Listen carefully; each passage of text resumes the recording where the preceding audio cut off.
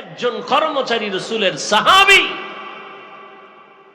সারাদিন কাজ করে আসছে, সন্ধ্যাবেলা ঘরে আসছে, খাবে, ইফতার করবে, ঘুমাইলেই কিন্তু রোজা শুরু। সন্ধ্যায় ঘুমা আর রাত্র 12টায় ঘুমাইলেই রোজা শুরু। কর্মচারী সারাদিন মাঠে কাজ করার পরে এতটাই ক্লান্ত, আরবের মরুভূমি, বালুকাময় এলাকা, সূর্যের প্রখর তাপ, কাজ করে করে দুর্বল হইয়া বাসায় আসছে। ঘরে এসে কয় কিছু খাওন দাও, রোজা রাখছি সারাদিন, ইফতারি করি।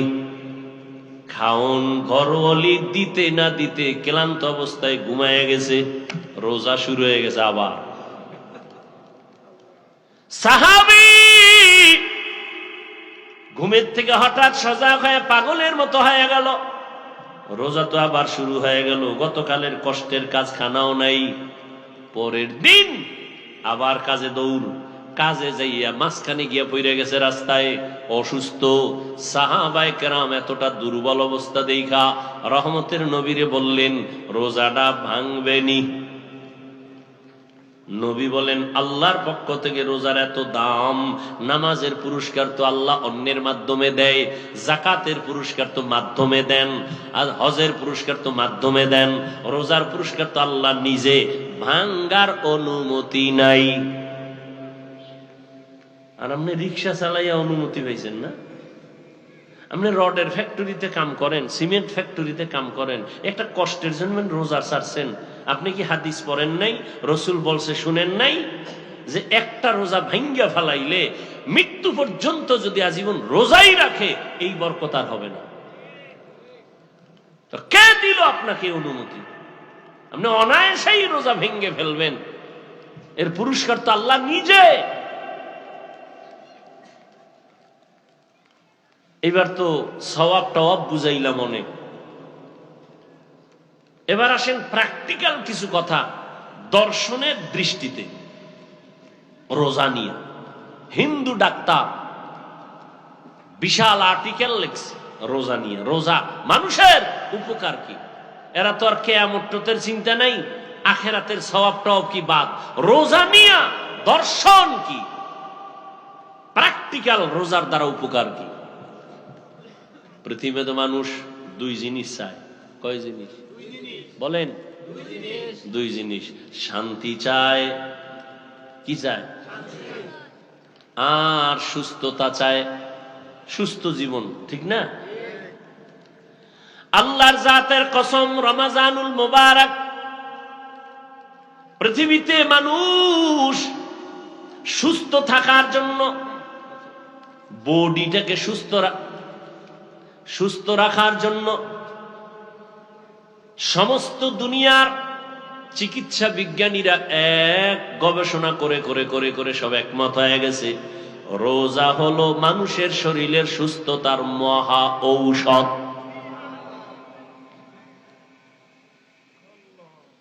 আর কপাল পরা রাখা, রোজা রাখলে গ্যাস বাড়বে, রোগ বাড়বে। আর সমস্ত চিকিৎসা বিজ্ঞানীরা বলে শরীরকে সুস্থ রাখার মহা এক ঔষধ হলো রোজা। এই জন্য রসুল শুধু রমাজানে রোজা রাখেন নাই, প্রতি সপ্তাহের কিবার সোমবার আর বৃহস্পতিবার রোজা রাখছেন। 2 দিন খাইয়া 1 দিন রোজা, পুরা শরীর কন্ট্রোলে নিয়ে আসবে, ব্যালেন্স ঠিক হয়ে যাবে। আবার 2 দিন খাও, আবার তুমি রোজা রাখো, ব্যালেন্স ঠিক হয়ে যাবে।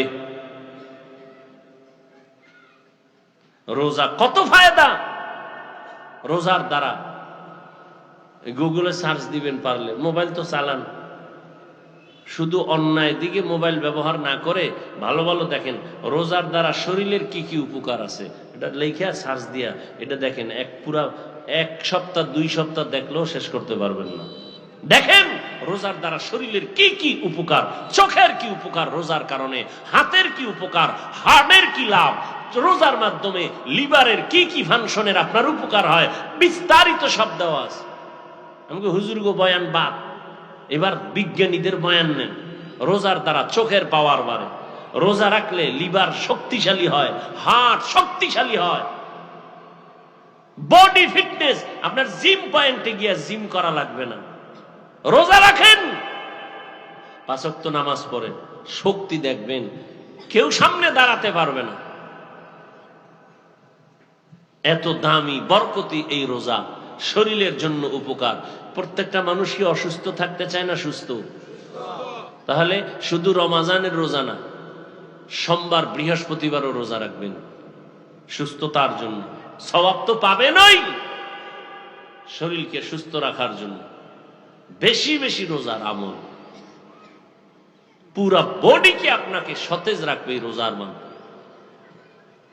দেখেন না, যারা ডায়েটিশিয়ানের পরামর্শ দেয়, ডায়েট করায়, এরা কি জনমের মতো খাইতে পারে? এরা প্রতিজ্ঞাবদ্ধ হয়েছে, এরা কসম খাইছে বাঙালির এই খাউয়ামা থেকে বাঁচাইতে। এই নফস ওটা ধরছে। এই জন্য যত ডায়েটিশিয়ান ডাক্তার আছে সকলের এক ফর্মুলা, খাওন কম। কি আমি বানায় বলতেছি? সব ডায়েটের সিস্টেম কি? বেশি খাও, সংখ্যায় খুবই, পরিমাণে খুবই কম, বারবার খাও। ভাত বন্ধ, রুটি বন্ধ, ফল বন্ধ। অনেকে বলে ফলও খাওয়া যাবে না, অনেক কিছু, মিষ্টি খাওয়া যাবে না, অনেক কথা। এগুলি নিয়ে আপনারা গবেষণা করেন, দেখেন। না খাওয়ার সাধনা করাইতেছে ডাক্তারেরা, ডায়েট করাইতেছে। একজনে ডায়েট করতে করতে গিয়া 13 কেজি এখন কমায় ফেলাইছে, 80 কেজির থেকে 13 কেজি নাই। হ্যাঁ, এরকম হয়েছে না? ওই যে খায় আউলো জাউলো, ইচ্ছা রকম পাইলেই খায়, পাইলেই খায়, শরীর উল্টা পাল্টা করে ফেলেছে। সব ডাক্তারেরা বলে খাওন কমাও, খাওন কমাইয়া দাও। তাহলে খাওন কমাইয়া, এই জাতিকে কে বুঝাবে? সমস্ত ডাক্তারেরা পাগল। জাতিকে খাওন কমাও, কমাইয়া খাইতে বলো। না খায়া থাকলেই শরীর ঠিক হবে। আর রাসূল আল্লাহর আইনে রোজা দিয়েছে, কোন ডায়েটের দরকার নাই। রোজা রাখো, এর থেকে বড় ডায়েট পৃথিবীতে আর হতে পারে না। এর থেকে আর বড় ডায়েট কি আছে? রোজা রাখেন, রোজা রাখবেন, ইফতারি করবেন হালাল খানা, সাহারি খাবেন হালাল। দেখবেন আপনার কোন ডাক্তারের ডায়েট নিয়ন্ত্রণের কোনো প্রয়োজন নাই। 3 বেলা খাইয়া এরপরে টানবেন বিড়ি, ডায়েট করবেন। খাইবেন মদ, গাঞ্জা, ফেন্সিডিল, আরো কত কত। এতে আপনার শরীরের উপরের অংশ শেষ, ভিতরের অংশ শেষ। এখানে অনেক শিক্ষিত মানুষ বলেন রোজা এটা না খাওয়ার সাধনা না, আছে না নাই? আছে না নাই? এর থেকে আর ডায়েট কি করবেন আপনি বলেন তো? কিন্তু কপাল পোড়ারা এই টোস্ট খায়, একটা রং চা খায়, দুপুরে এই 1 কাপ ভাত। হ্যাঁ, এইভাবে কত। অথচ সারাদিন রোজা রাখলে ভালো হইতো না? ওর কপাল পুড়ছে, কপাল পুড়েছে।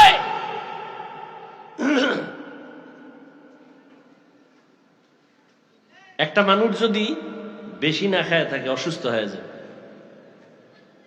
রোজা এমন একটা আমল, খাওয়ানো আছে, না খাওয়াও আছে, সীমাবদ্ধতার মধ্যে। দেখছেন আপনি সারাদিন রোজা রাখছেন, ইফতারির সময় কি বেশি কেউ চাইলেও পারে খাইতে? মাওলার কুদরতে কন্ট্রোল করা তো। আপনি কেমনে খাইবেন? আপনি রোজা রাখেন না, দেখবেন ইফতারির সময় আপনি যা পারেন নাই, ও চোখের পলকে নেই, খালি দিবে। ওই এক বদনামটা কোন দিকে যায় কইতে না। আমাকে মধ্যে একজন দাওয়াত দিছে বাড়িতে হুজুরের, তো খানা দিতেছে হুজুরে, মাশাআল্লাহ আসন দিয়ে বইয়া খাইতেছে, এখন দিতেছে মালিক। হুজুরে কয় ভাই আপনি দিয়া কুলাইতে পারবেন না, সব এখানে রায়। আপনি কত দিবেন? আমার যেই টান শুরু হয়েছে, আপনি দিয়া কুলাইতে পারবেন, থুইয়া আপনি বাইরে যান।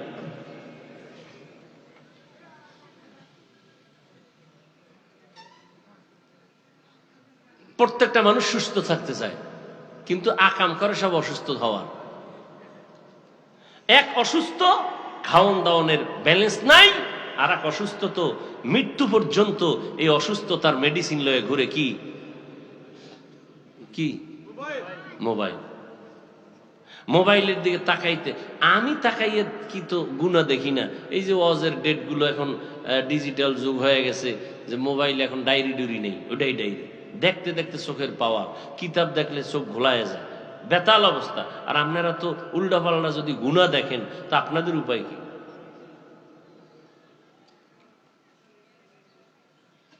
চান সুস্থতা, কিন্তু মেডিসিন হাতে লয়ে ঘুরতেছেন অসুস্থ হওয়ার মেডিসিন, মুহূর্তে আপনাকে অসুস্থ বানায় ফেলে, মাথা ব্যথা বেড়ে যায়, চোখের পাওয়ার কমতেছে, আপনি অসুস্থ হয়ে যাইতেছেন দিন দিন, আপনার খবর নেই।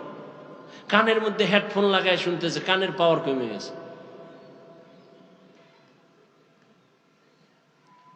এজন্য রমাজানুল মুবারক আপনাকে অনেক কিছু শিখায়। আমরা কি শিখলাম? পেটের রোজা না, হাতের রোজা, কানের রোজা, জবানের রোজা, অন্তরের রোজা। রমাজানুল মুবারক। গরিবরা না খায় থাকে সমাজে, গরিবরা খানা পায় না। রোজাদার, রোজার মাধ্যমে তোমাকে শিক্ষা দেওয়া হচ্ছে, তুমি গরিবের দরদ বুঝো না, না খাইয়া থাকার কষ্ট কি গরিবরা করে, তুমি রোজা রাইখা এটা অনুভব করো। অনুভব আসলেই গরিবের প্রতি তোমার দয়া বেড়ে যাবে। গরিবের প্রতি যখন দয়া শুরু হয়ে যাবে, গরিবের দোয়া যখন তোমার উপরে লাগবে, তোমার জিন্দেগি সুন্দর হবে, সার্থক হবে। বলেন, গরিবদের অনেক পছন্দ করে না, কিন্তু একটা বড় লোক কি দেখাইতে পারবেন গরিব ছাড়া চলতে পারে? বলেন, ময়দানে গরিবরা ধান কাইটা না দিলে বড় লোকের খানা আছে? নদীর মধ্যে গরিবরা মাছ না দইরা দিলে আর জীবনে কপালে মাছ আছে? গরু কসাইরা জবাই কইরা ভাগ কইরা না দিলে কোনো বড় লোকের যদি বলে আপনি নিজে জবাই দিবেন, ও কয়টা গরুর লাথি খাইয়া জায়গায় বোল্ড হয়ে যায়। কসাইরে লাথি মেরে গরু কোরবানির সময় দেখেন না, বেতাল করে ফেলে।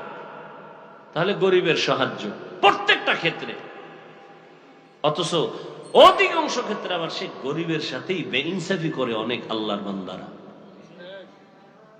আল্লাহ সবাইকে হেফাজত করে। রমাজানুল মুবারকের বাকি দিনগুলো কদর তালাশ করে নিজেকে কদরওয়ালা, পরিবারকে কদরওয়ালা, আমার ঈমান আমলকে কদরওয়ালা বানাতে পারি, সে তৌফিক আমাদেরকে আল্লাহ দান করেন। দোয়া করি এই মাদ্রাসার জন্য, এই এলাকাবাসীর জন্য। মাদানী হুজুর দোয়া চেয়েছেন, যারা এই দায়িত্বে আছেন মাদ্রাসার কমিটি, এলাকাবাসী সবার জন্য আল্লাহ পাক তাদেরকে পরিপূর্ণ দ্বীনের স্বার্থে, ব্যক্তি স্বার্থে নয়, দুনিয়ার স্বার্থে না, আল্লাহ খেদমত আঞ্জাম দিয়ে যাওয়ার তৌফিক দান করেন।